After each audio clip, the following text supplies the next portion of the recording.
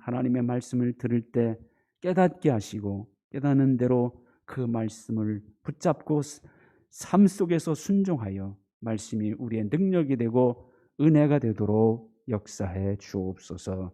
감사드리며 예수님의 이름으로 기도하옵나이다. 아멘. 이 시간 하나님께서 우리에게 주시는 말씀은 시편 42편 1절로 5절 말씀입니다.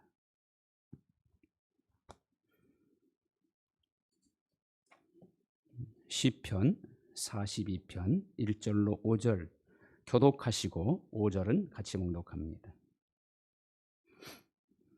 하나님이여, 사슴이 시냇물을 찾기에 갈급함같이 내 영혼이 주를 찾기에 갈급하니이다.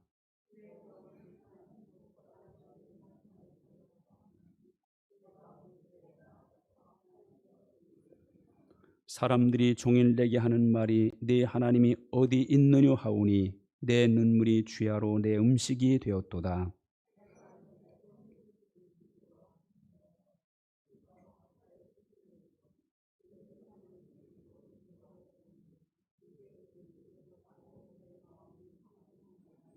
내 영혼아, 내가 어찌하여 낙심하며 어찌하여 내 속에서 불안해하는가.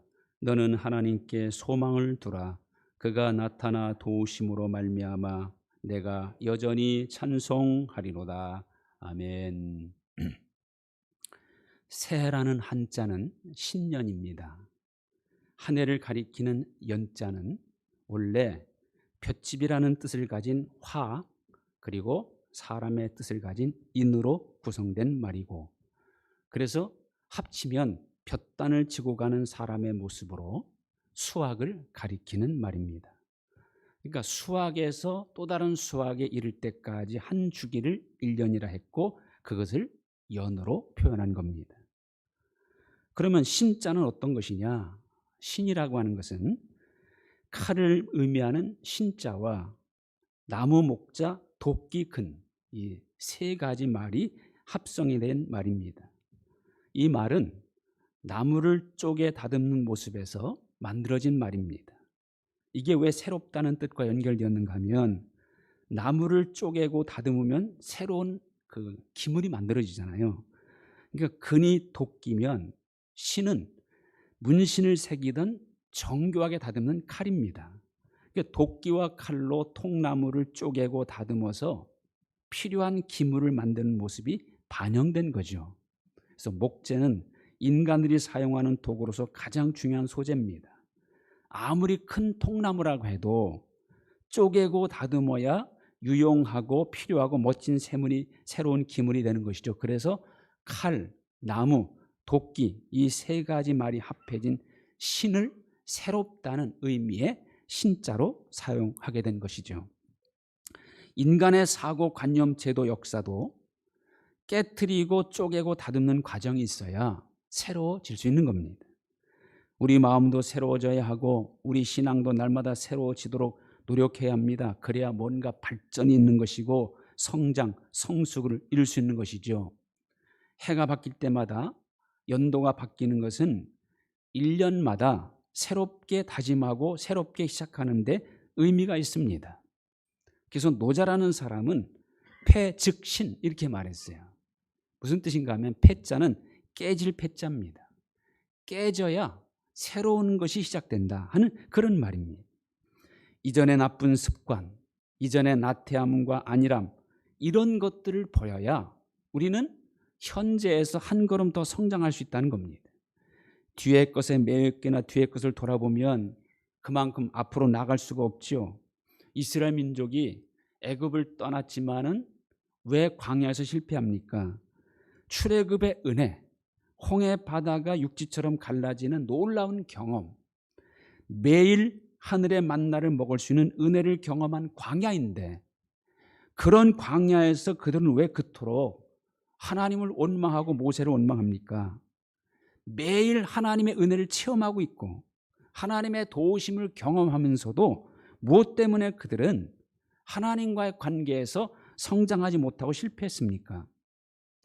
그들은 몸은 애굽을 떠나왔지만 마음은 아직도 애굽에 매여 있었기 때문이죠.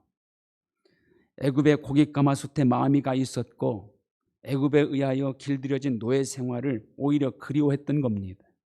모세가 시내산에 올라가 40일 동안 내려오지 않자 그들은 아론을 찾아가서 뭐라고 말합니까? 우리를 인도할 신을 만들라 졸릅니다. 그러자 아론은 그들에게 금을 가져오게 하고는 그것으로 금송아지 형상을 만들어서 이것이 바로 너희를 애굽 땅에서 인도한 너희 신이라고 말합니다. 가나안 땅에 아낙 자손이 살고 있다는 것을 알고는 어떻게 합니까? 민수기 14장에 보니까 서로 말하되 우리가 한 지휘관을 세우고 애굽으로 돌아가자. 다시 애굽으로 돌아가자는 거예요. 몸은 가나안 땅 가까이 와 있었지만 그들의 마음은 아직도 저 뒤에 있는 애굽에 머물러 있었던 겁니다. 그러니 가나안 땅에 들어가지 못하고 광야에서 실패했던 것이죠. 언제나 살아계시고 어디에나 충만하게 역사하시는 하나님을 향한 신앙은 쉼이 없어야 합니다. 계속 가야 합니다. 가되 달려가야 합니다. 그래야 넘어지지 않습니다. 하나님을 향한 신앙의 발걸음은 멈추 있으면 안 됩니다. 경기하는 자가 온 힘을 다 쏟아부어 달려가듯이 가야 합니다. 신앙의 성공자인 바울이 그런 자세로 달려갔기에 그는 사도의 길을, 믿음의 길을 갖게 된 것이죠. 뒤의 것은 잊어버리고 표대 되신 예수님을 바라보며 하늘의 상을 향하여 그는 계속 달려갑니다. 어떤 방해가 있더라도 결박과 환난이 그를 기다린다 해도 주 예수께 받은 사명을 마치려 하면은 내 생명도 조금도 아끼지 아니하노라. 이런 자세로 달려갔습니다. 그랬기에 그는 죽음을 앞둔 말년에 이런 확신의 고백을 할 수 있었던 겁니다.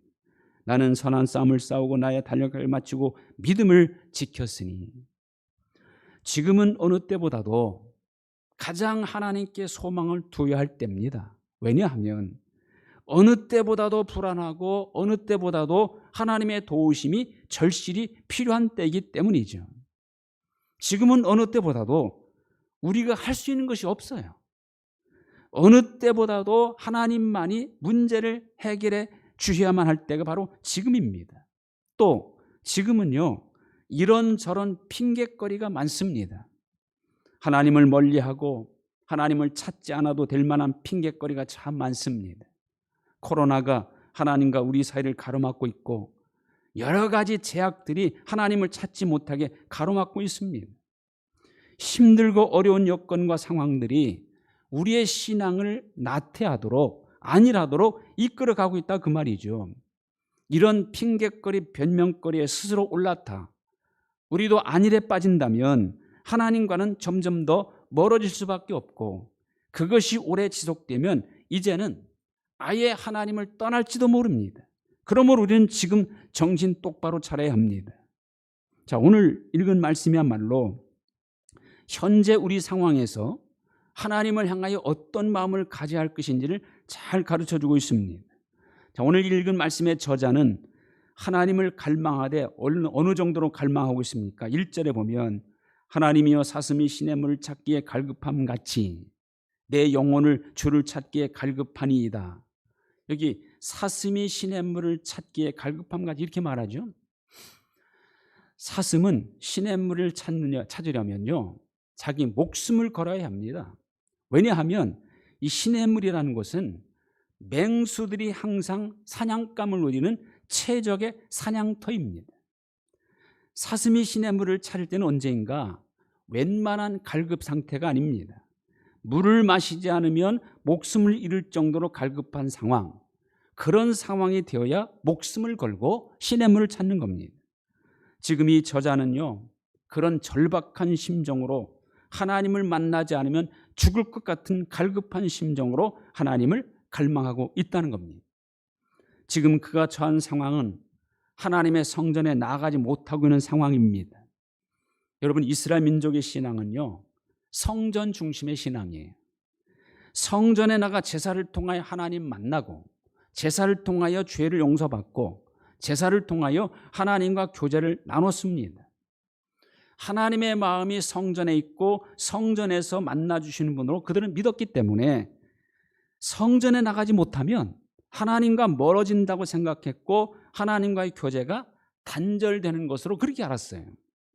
그런 마음이었으니 성전에 나가지 못하고 있는 것을 견디지 못했던 것이고, 그런 상황에 놓여 있으니 그의 마음과 심정은 어떤 상태입니까? 5절, 내 영혼아 내가 어찌하여 낙심하며 어찌하여 내 속에서 불안해하는가. 이런 상황이 그로 하여금 낙심하게 했고 불안하게 만들었던 겁니다. 여기서 우리가 생각해 볼 문제가 있습니다. 여러분은 하나님과 멀어질 때 불안하지 않습니까? 하나님 앞에 제대로 서 있지 못할 때 걱정되지 않습니까? 하나님 말씀으로 살지 못할 때 왠지 두려운 마음이 들지 않습니까? 하나님과 관계가 멀어져 있을 때 우리는 불안해해야 합니다. 걱정해야 합니다. 두려운 마음을 가져야 합니다. 하나님과 멀어지든 말든 하나님 말씀대로 살든 말든 전혀 불안하지도 않고 두려운 마음조차 들지 않는다면 그의 신앙은 그만큼 무감각해졌다는 의미입니다. 지금 우리는 마음껏 하나님의 성전에 나오지 못하고 있고 모이지 못하고 있습니다. 그런데 정말 다행인 것은 장소는 다르지만 온라인으로 똑같은 순서로 똑같은 시간에 하나님께 예배 드릴 수 있다는 것이 참 다행한 일이에요.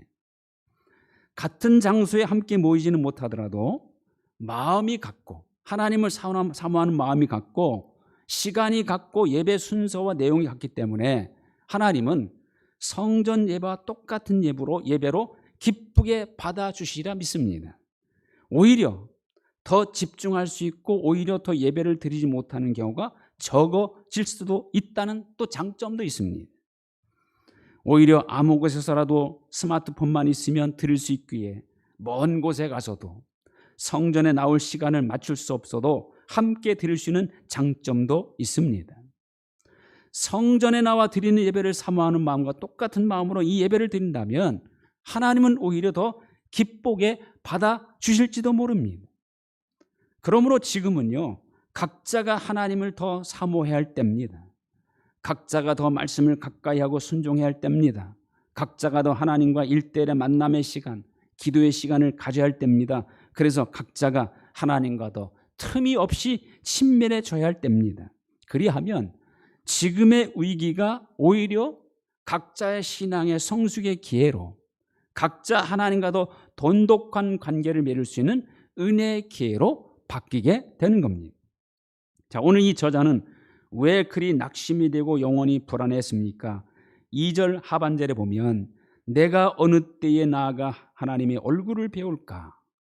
하나님을 향한 제사가 단절되었기 때문에 예배의 단절, 이것은 곧 하나님과의 단절이고 하나님의 단절은 우리 영혼을 불안하게 만듭니다. 다윗은 하나님과의 단절을 가장 두려워한 사람입니다. 어느 정도인가 하면 시편 28편 1절에 보면 여호와여 내가 주께 부르짖으오니 나의 반석이여 내게 귀를 막지 마소서. 주께서 내게 잠잠하시면 내가 무덤에 내려가는 자와 같을까 하나이다. 주께서 내게 잠잠하시면 나는 무덤에 내려가는 자와 같게 된다는 겁니다. 그래서 그는 하나님을 어떻게 붙듭니까? 이렇게 붙들어요. 시편 27편 8절 여호와여 내가 주의 얼굴을 찾으리다 하였나이다. 주의 얼굴을 내게서 숨기지 마시고 주의 종을 노하여 버리지 마소서. 주는 나의 도움이 되셨나이다. 나의 구원의 하나님이시여 나를 버리지 마시고 떠나지 마소서. 계속 하나님을 향하여 나를 버리지 마소서, 나를 떠나지 마소서. 하나님과의 단절을 가장 두려워했고 가장 간절히 찾고 붙들었던 겁니다. 진정한 평강, 샬롬은 어떤 상태를 말합니까? 환경과 조건이 완벽한 상태? 물론 그것도 중요하죠. 그러나 진정한 샬롬의 상태는요, 우리에게 세상이 주는 것 같지 않는 진정한 평안을 주시는 하나님과 친밀한 관계의 상태가 바로 진정한 샬롬의 상태입니다. 완벽한 환경과 조건은 언제 깨질지 언제 무너질지 알 수가 없죠. 그러므로 그런 것들은 진정한 평강, 영원한 평안을 줄 수 없습니다.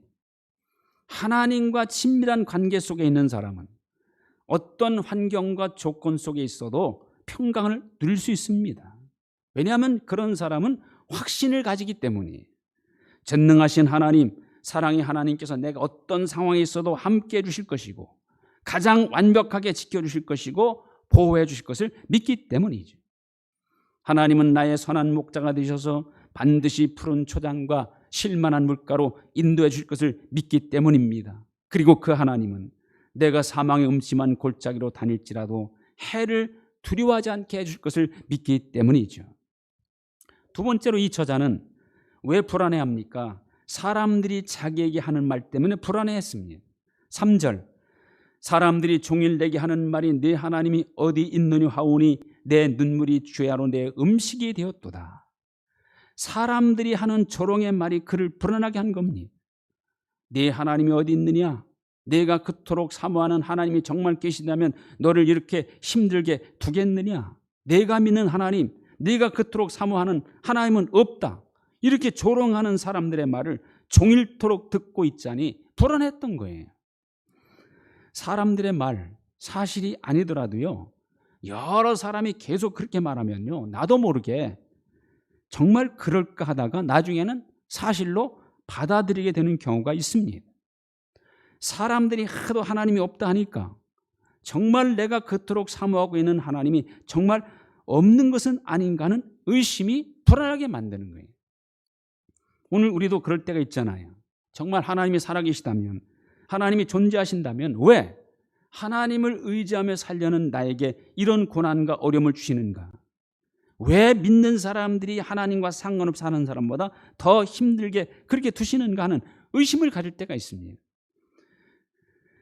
감정을 가지고 있는 연약한 인간이기에 그런 상황에 처하면 그럴 수 있습니다. 오늘 이 저자도요, 그런 상황에 처하게 되니까 불안해했고 눈물이 마르지 않았던 겁니다. 그렇다고 계속 그 상태에 머물러 있으면 안 되겠지요. 불안한 상태, 사람들의 말에 휘둘려 눈물을 흘린 상태를 극복해야 합니다. 어떻게 극복할 수 있습니까? 오늘 이 저자는 하나님께 더 소망을 두었습니다. 5절, 내 영혼아 내가 어찌하여 낙심하며 어찌하여 내 속에서 불안해하는가? 너는 하나님께 소망을 두라. 그가 나타나 도우심으로 말미암아 내가 여전히 찬송하리로다. 여기 보면은요, 자기 자신을 향하여 외치고 있습니다. 너는 하나님께 소망을 두라. 너는 사람들의 말에 휘둘리지 말라. 그들이 하는 말은 다 거짓이다. 분명 하나님은 살아계신다. 그 하나님은 반드시 너를 도와주실 것이고 그리하면 이 불안한 상황은 다시 찬송할 상황으로 역전될 것이다 라며 자기 자신을 향해 외치고 있는 거예요. 그렇습니다. 하나님 분명 살아계십니다. 이거는 영원히 절대로 변치 않은 진리요 사실입니다. 더군다나 이 하나님은 사랑하시는 사랑의 하나님이에요. 세상에 나 하나밖에 없는 것처럼 나를 사랑하시는 분입니다. 나를 사랑하시는 하나님께서 나로 하여금 계속 불안한 상황, 낙심하고 있는 상태에 두실 리가 없습니다. 반드시 도와주실 것이고 우리의 상황을 찬송의 상황으로 바꿔주실 겁니다. 우리를 위하여 예비해 두신 길은 시온의 대로와 같이 활짝 열려있는 길이요 형통하고 풍성한 길입니다. 이 저자는 다시 한번 자기가 믿는 하나님, 자기가 그토록 갈망하는 하나님에 대한 자기 신앙을 점검하고 있는 겁니다. 그렇습니다.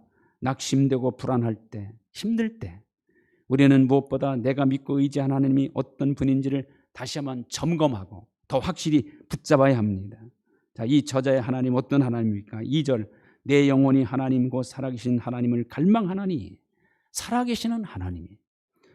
5절 하반절, 너는 하나님께 소망을 두라.